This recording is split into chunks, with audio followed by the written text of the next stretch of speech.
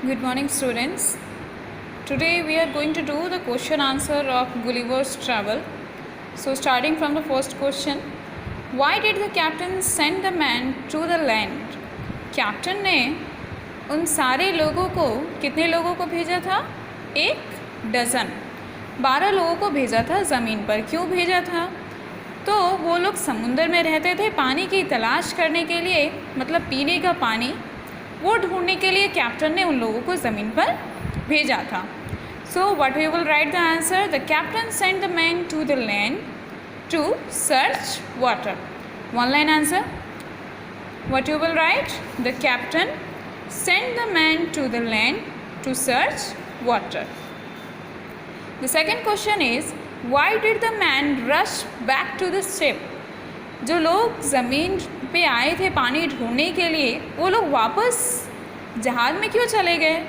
तो क्यों चले गए थे कि हमने स्टोरी में क्या पढ़ा था कि वो लोग जो है जब जिस देश पहुँचे वो पूरी तरह से बंजर सूखी हुई थी, पानी का कहीं भी कोई सोर्स नहीं था, जिसके वजह से वो लोग वापस चले गए। So what you will write the answer, the man rushed back to the ship because they saw no river or spring nor any inhabitant।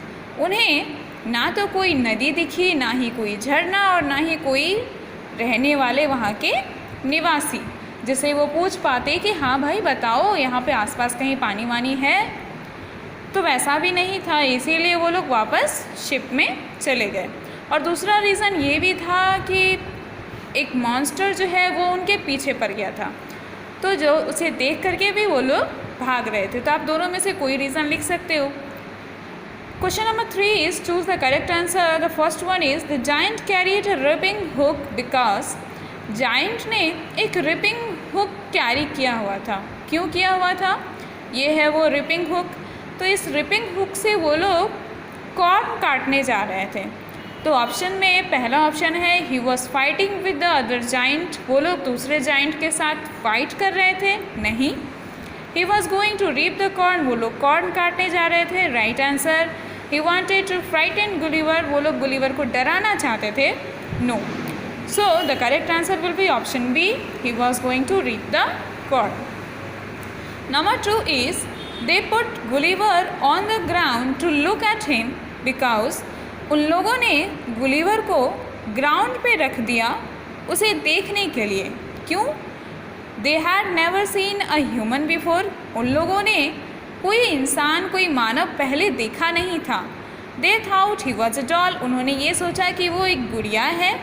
They had never seen such a tiny man, उन लोगों ने कभी भी उतना छोटा आदमी नहीं देखा था। So option C is correct. Gulliver को उन लोगों ने ज़मीन पर इसलिए रखा ताकि उसे क्लोजली देख सके, और उस तरह का इंसान तो पहले भी उन लोगों ने देखे थे, लेकिन इतना छोटा इंसान नहीं देखा था, जिसके वजह से उन लोगों ने उन्हें ज़मीन पे रखा ताकि वो उसे अच्छे से देख सके। The third one is, Gulliver क्या काम करता था? क्या वो फार्मर था, सेलर था, ड्वार्फ था या फिर जाइंट था? तो गुलिवर हम जानते हैं कि वो सेलर था। So you will correct option B. Question number 4 is, name the creature to whom you would look like Gulliver.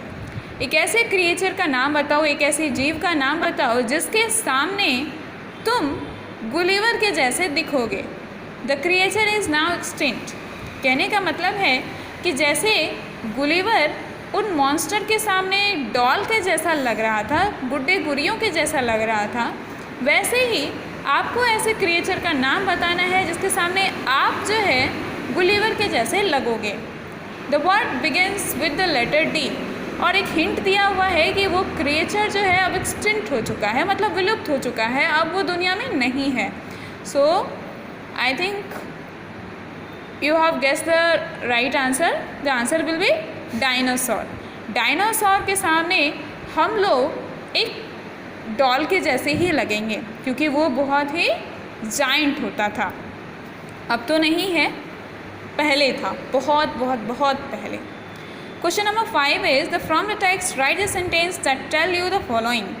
आपको स्टोरी को वापस से पढ़नी है और उसमें से सेंटेंस ढूंढना है जिसको पढ़ के आपको ये मीनिंग मिलता है। पहला है the giant reaper were fascinated by Gulliver. Story का ऐसा कौन सा सेंटेंस है जो हमें ये बताता है कि वो जो जाइंट रीपर्स थे वो गुलिवर से फैसिनेटेड थे, मतलब कि प्रभावित थे। तो वो सेंटेंस जो हमें ये बताता है कि वो जाइंट रीपर गुलिवर से प्रभावित थे